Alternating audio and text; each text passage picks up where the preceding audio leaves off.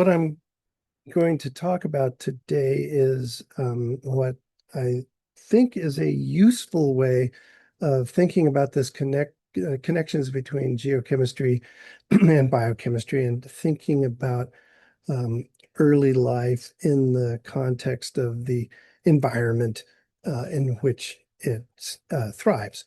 And you may have, if you've heard me give talks in the past, maybe you've heard some of this, in which case, sit back and enjoy. If it's new to you, well, then that's also a great thing. Anyway, the overall message is going to be along the lines of how life fits. Life on Earth seems to fit nicely into Earth's geologic and geochemical processes. So let me jump in. Well, it's not letting me. Okay. So I'm going to start with a couple of questions. What is life doing? What is its job in a planetary setting? Um, this is not maybe the usual way that people think about um, life relative, what's up with life on planets, but it must be doing something. And why is it there? It's the kind of question that a lot of people kind of stay away from because it starts sounding like, what's the purpose of life? And then that starts to tread on the territory maybe of religion and philosophy, and a lot of people um, back up from there. And that's also not where I'm headed today. I'm just thinking of this strictly in terms of like, why would a planet have life? What would life be doing on a planet? And here's what it does.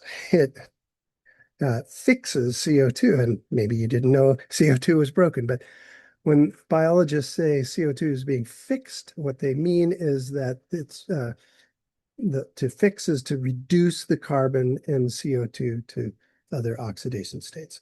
So this is a majority of what life is doing and how life fits into the elemental cycles of Earth and perhaps other planets as well.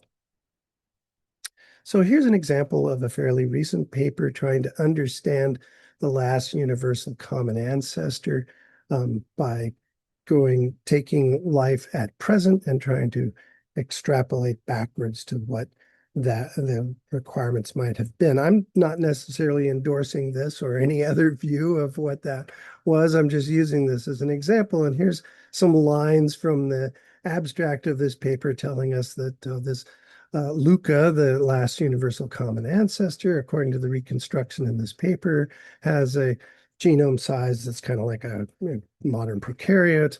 Um, and here's a crucial part here. The results here suggest that it was an anaerobic acetogen. And so we're going to get into that. And also the reminder in this final sentence that it was undoubtedly part of the whole ecosystem. So what does an anaerobic acetogen do? What maybe everyone here knows what that means, but in case you don't, it fixes or reduces CO2 into acetic acid using hydrogen. So here's an overall reaction representative of the overall metabolic strategy of an anaerobic acetogen. It combines CO2 and hydrogen, makes acetic acid and water. And in the process of doing that, it can then do all the biosynthesis it needs to do to drive the synthesis of all the molecules that make up its cell. So that's a pretty impressive trick. All right. So if that's going to be a lifestyle, anaerobic acetogenesis, it means that energy has got to be released when that reaction happens. And so the way that is possible is that the CO2 and the hydrogen on the left side of that reaction, when they are combined to form acetic acid and water, that means that if energy is to be released, That means that in that combination of CO2 and hydrogen, in that environment where that's happening, there's relatively less acetic acid, so that the production of acetic acid is a energy releasing process. All right. How do we get there? There you have it. Mixing is a great way in which a planet like Earth produces conditions, chemical conditions, where things like CO2 and hydrogen can be put together uh, far from any kind of thermodynamic equilibrium. And the production of something like acetic acid is downhill energetically, and therefore it becomes a metabolism for something like an anaerobic acetogen.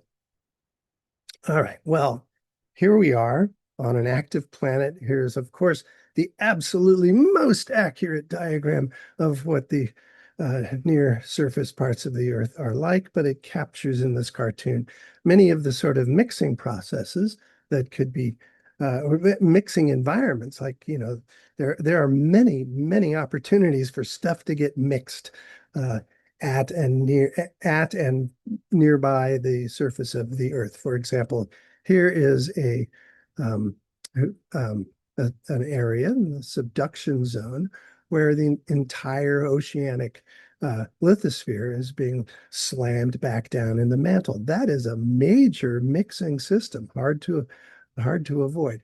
Here's another place, we have a continent building, the melting of that some of the material from that subducted plate and the formation of continental crust. But then that continental crust, certainly at present, sticks out of the water, uh, sticks out of the ocean, and is subjected to intense weathering. And so you have material formed at high temperature stuffed into a low temperature, wet, and at present at least oxidized environments far from equilibrium.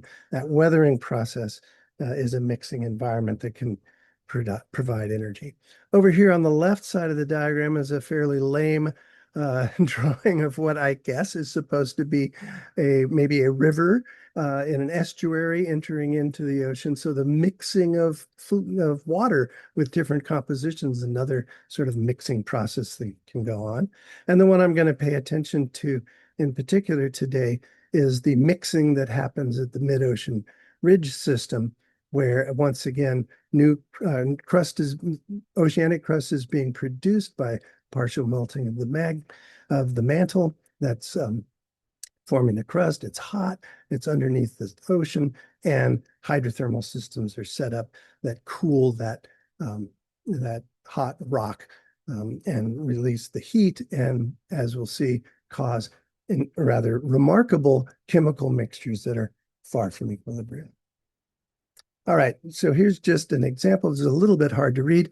Map of the Earth, various submarine hydrothermal settings. I've done this with a variety of locations because there's a variety of options of what can be going on. And also this is, I'm using the conditions of the present Earth and to do this kind of modeling because we have lots of data. We don't have to make too many assumptions.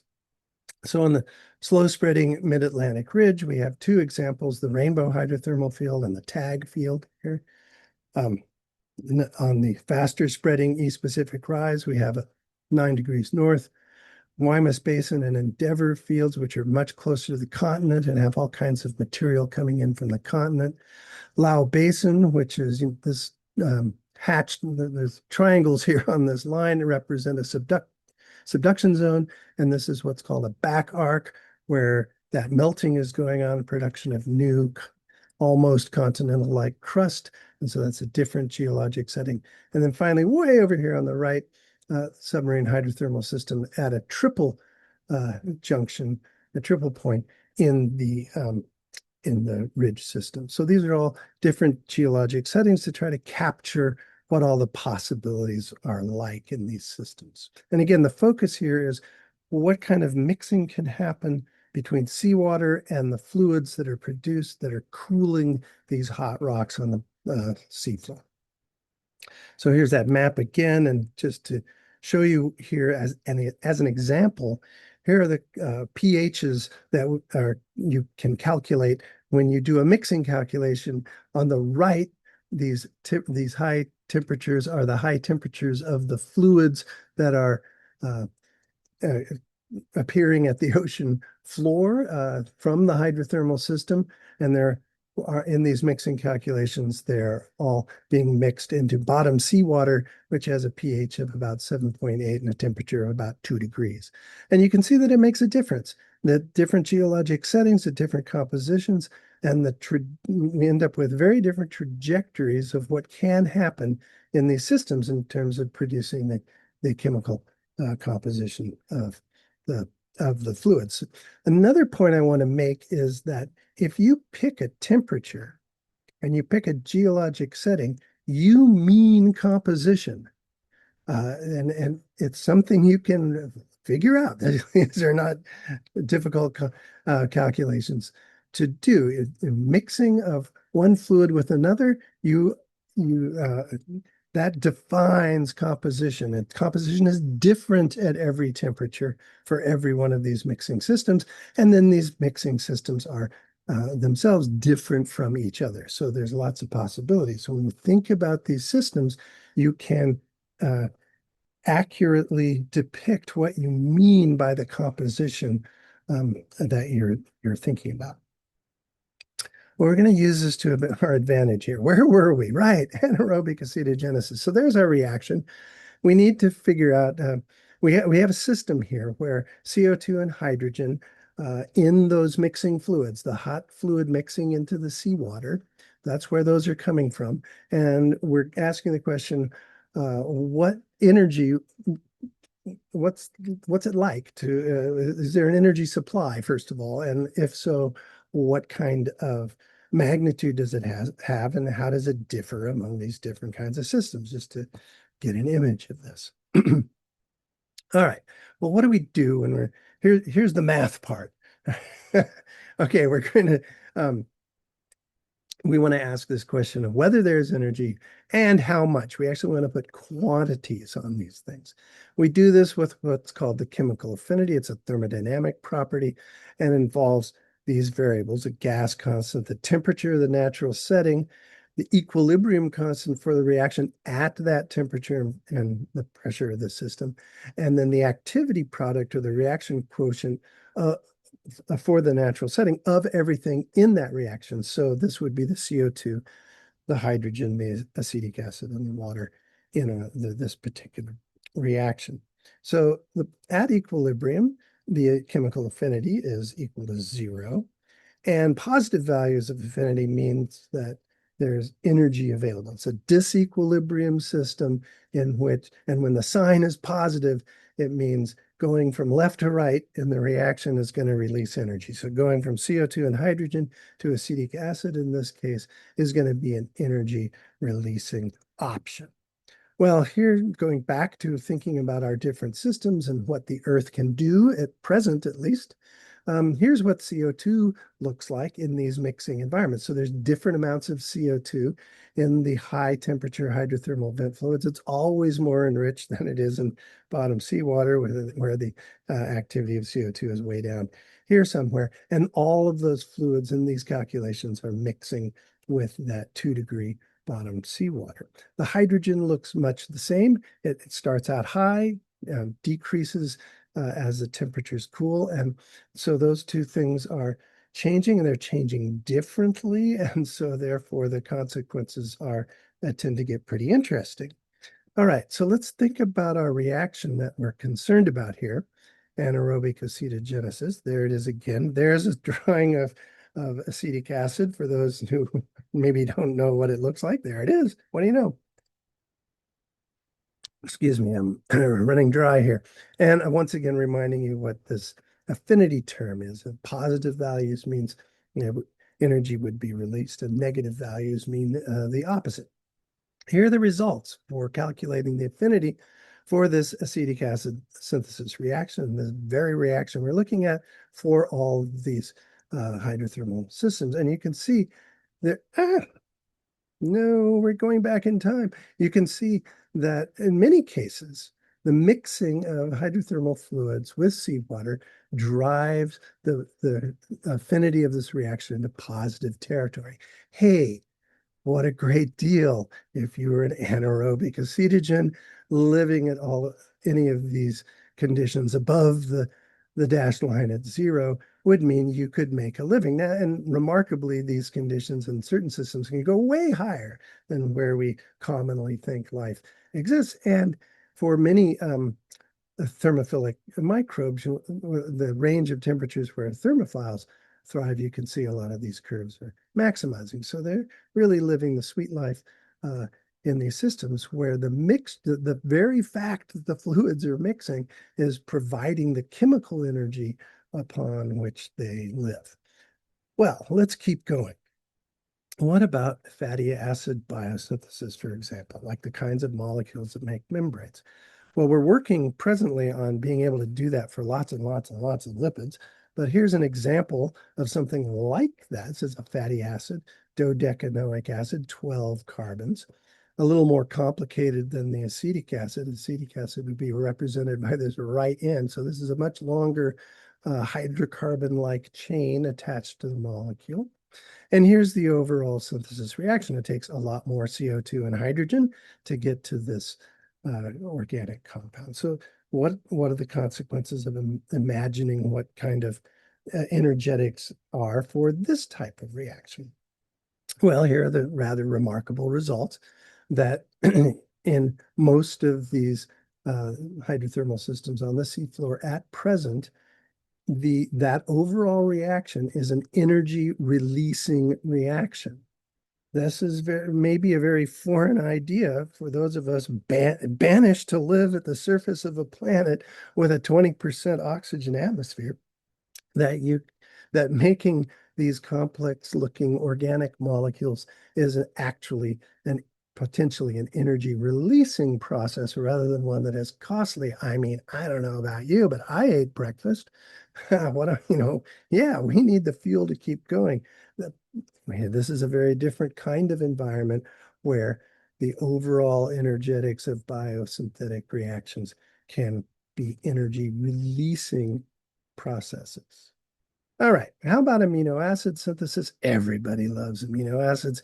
Here's an example of alanine, a fairly simple amino acid. We notice right away that we've got something new to worry about. There's nitrogen here and an amine group. So what does the ammonia look like? This is the ammonium activities in these calculations for these different mixing systems. And you can see they're all of the hydrothermal vent fluids seem to be enriched relative to where bottom seawater would be plotting over here. So these mixing environments also can be contributing the ammonia needed for thinking about something like amino acid synthesis. So here's our overall reaction, a little more complicated now because it has ammonium in it, and we get a proton over here. So it's a pH dependent process. We got to stay in charge balance. But what does this look like?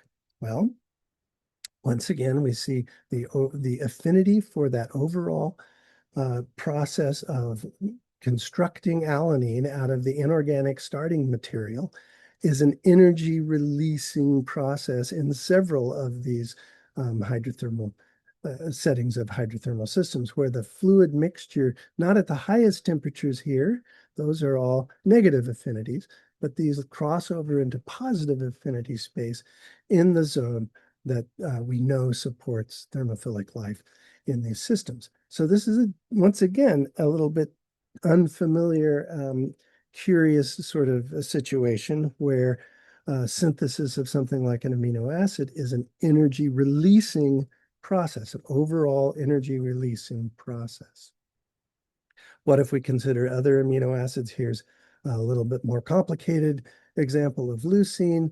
The energy release is considerable and positive affinities for leucine production in many of these mixing environments. How about let's get really complicated with tryptophan. Once again, we see that there are many environments in which the mixing of hydrothermal fluids with seawater generates conditions that have positive affinities for amino acid synthesis that means that energy would be released upon the formation of these amino acids from the inorganic starting stuff. Well, you'll see, you may have noticed in many of these plots that the rainbow system, the rainbow hydrothermal system, is a real winner here in terms of energy release upon these overall biosynthetic processes. So I'm going to pick rainbow, and we picked it to explore what's going on. The rainbow field is located on the Atlantic Ridge. You can see a whole bunch of famous submarine hydrothermal systems along the Mid-Atlantic Ridge. Here's Spain and Africa for reference of where we are. Rainbow Field is one of these.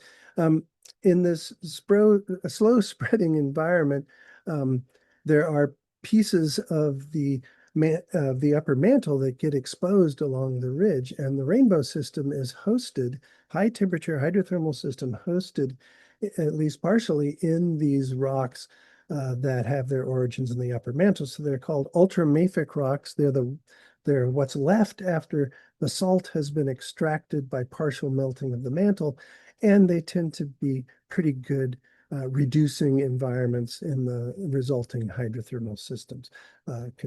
Considerable hydrogen production associated with these systems, for example. Well, here are all the curves for all of the 20 protein-forming amino acids in these model of the rainbow hydrothermal system. Again, you can see here the zero line, all the values above the zero line are positive affinities, which mean that energy would be released upon the synthesis of those compounds from the inorganic starting material.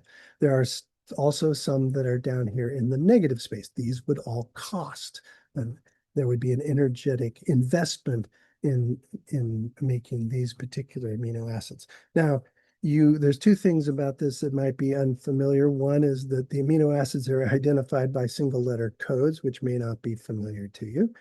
I'll show you what those mean in a moment. Well, maybe I can show you right now. Hey, there they are. And so those are the 20 protein-forming amino acids. So you can find your favorite one here and find your favorite curve based on the coding. And another thing that may not be familiar is the color coding of these curves, which is based on this mysterious Z sub C thing, which I'm about to explain, is the average oxidation state of the carbon in the amino acids. And so when that is more oxidized, those are the blue, the most reduced average oxidation states of carbon in the amino acid are indicated by these red curves, and then the black ones are the ones that are in between on either side of zero. Let's delve into that a little bit more. Here's the formula. It's a bunch of arithmetic going where we account for, we assign that the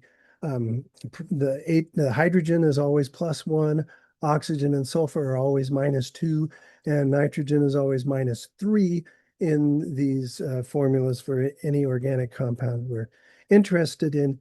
And then we take the total charge, which would be 0 in this case, since we're thinking about the overall zwitterion amino acid ends up with a neutral charge, divide by the total number of carbons, and that gives us the average oxidation state of carbon. Here's what that looks like for the protein-forming amino acids. They range between +1 and -1. Just for reference, the carbon in CO2 would be +4. The carbon in methane would be -4. So that's the whole range for carbon. And the amino acids sit right in the middle, running between +1 and -1. It's remarkable to me that of the 20 protein-forming amino acids, 2 of them are right at 0. 8 have positive overall oxidation states of carbon, average oxidation states of carbon, and the other 8 are negative. What does that have to do with anything? Very interesting. All right, but you can see the consequences over here. The more reduced the carbon is in the overall in the amino acid, the average oxidation state of the carbon, then typically the more energy is released potentially upon mixing of the rainbow hydrothermal fluid with seawater if an organism is there to take advantage of it.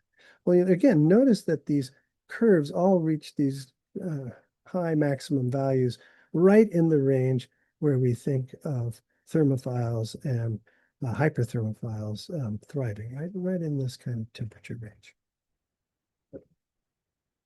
All right. So one thing we've seen here is in terms of the overall synthesis of amino acids from the inorganic starting material at this rainbow hydrothermal system, the majority of the amino acid synthesis reactions release energy, which is kind of a nice, remarkable thing. It's a, however, I also want to emphasize that it is extraordinarily ordinary. You put volcanoes and hunks of the upper mantle up into the hydrosphere of the ocean, you're going to get a hydrothermal system, and the water is going to react with the rocks. The rocks contract when they cool. That causes them to crack. The water infiltrates more. It's far from equilibrium. It reacts with the rock, comes back out, transformed from the way it went into the system. It's hot, it's chemically different, and mixes with seawater, a far from equilibrium system, but it's about as ordinary a thing as you can think of. I mean, if you think back to what I was saying about mixing environments, the weathering environment, where rocks that form at high temperatures and pressures are, exposed to the atmosphere or hydrosphere on the continents, it's as ordinary as dirt.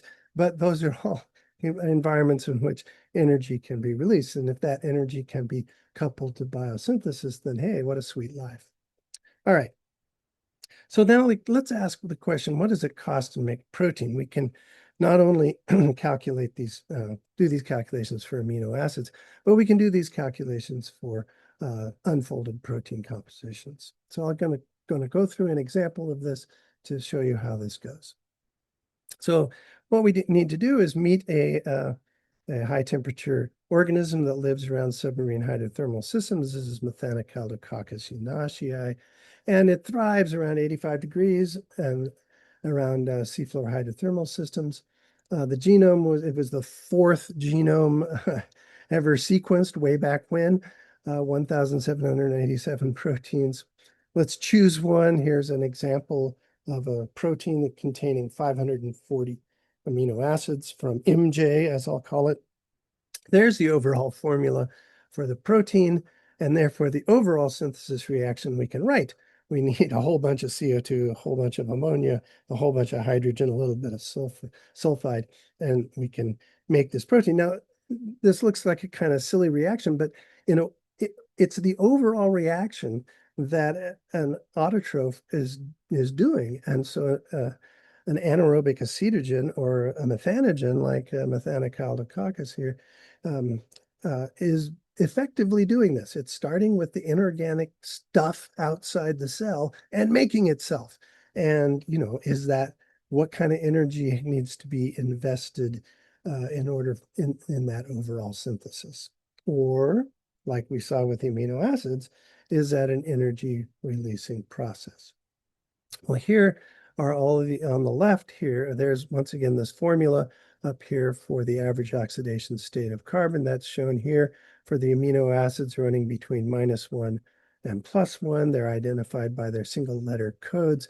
And then this is the percentage in the MJ proteome evaluated from the genome, assuming you're doing one protein for each gene, and showing you what that's like in terms of, and you can see that many of the fairly reduced amino acids show up with considerable abundance in the genome here.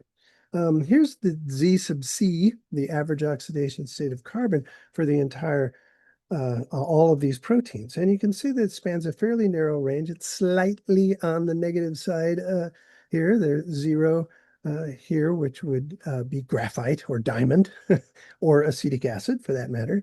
And the proteins are slightly on the negative side. So that comes out of this balance of higher abundances of the more reduced ones and the somewhat lower abundance of the more oxidized ones. So there's an upper quartile, a lower quartile, and then half of them are in the mid-range here. And we're using that same color coding scheme to get into the rest of this story.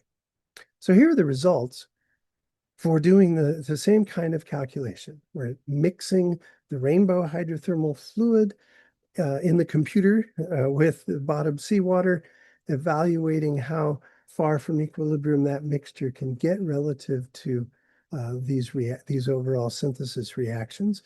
If you look at the plot on the left, those are affinities as a function of temperature for the mixing. You can see they're negative over here. This would be a costly place to live, energetically costly.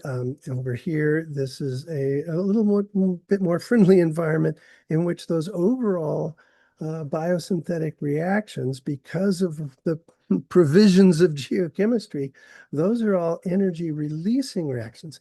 It's a bit of a jumble in terms of this color coding between lower, upper, and middle quartile, but that resolves into a little bit more understandable pattern perhaps over here if we convert those affinities, which by the way over here are in megajoules.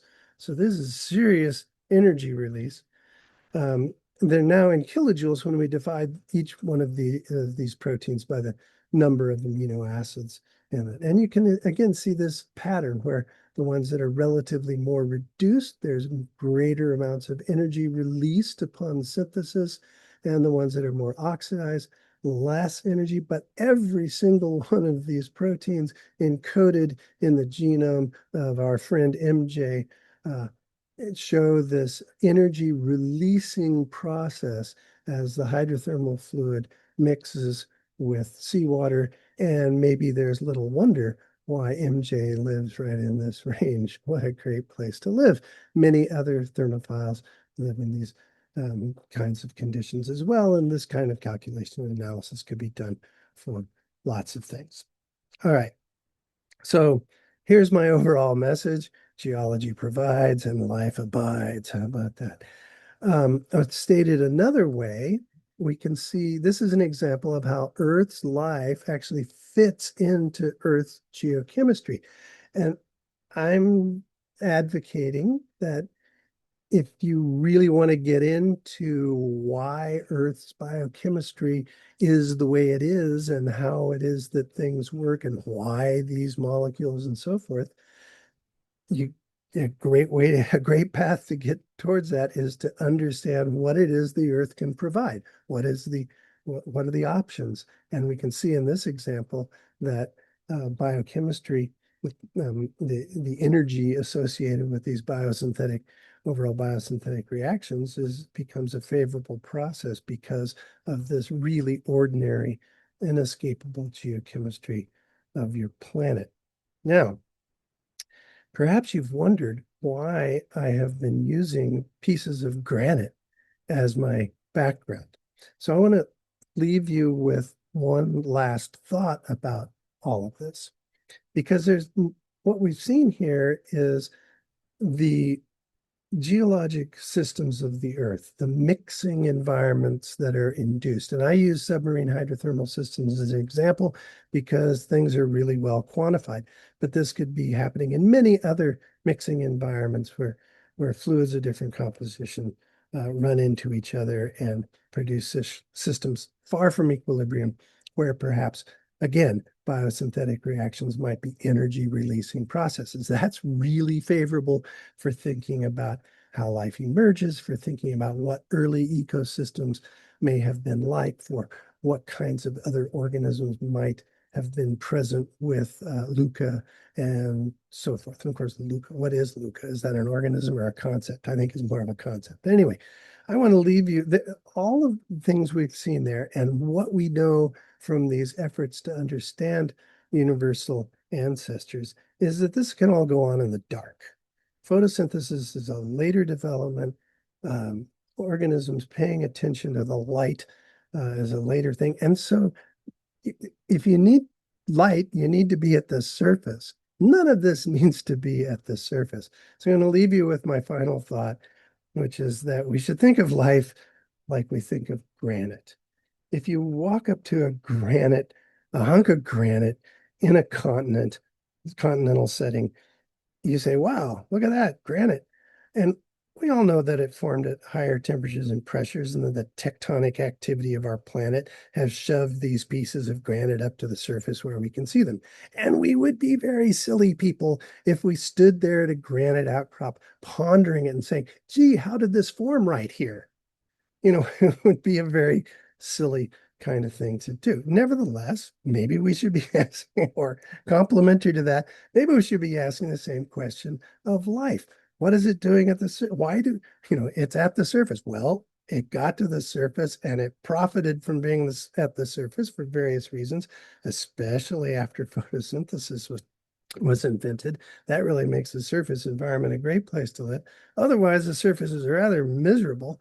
And the subsurface environments, either at the seafloor or down in the rocks, or where fluids are reacting with the rocks and mixing together, these are all the kinds of environments extremely conducive to setting up biosynthesis as an energy releasing process. And so thinking about the fact that life is at the surface means that it formed at the surface might be as silly as seeing a piece of granite at the surface and thinking, gee, how did it form right here where I find it? Anyway, leave you with that thought. If you want to read more about it, I've drawn a lot of this from these first two papers on this list. There's a couple more recent ones below that might be also of interest. And on this and related stories.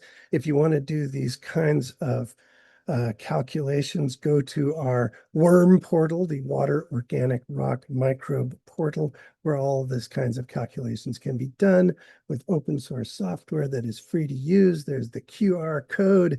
Go there, set up an account, and get to work. All right. Thank you very much.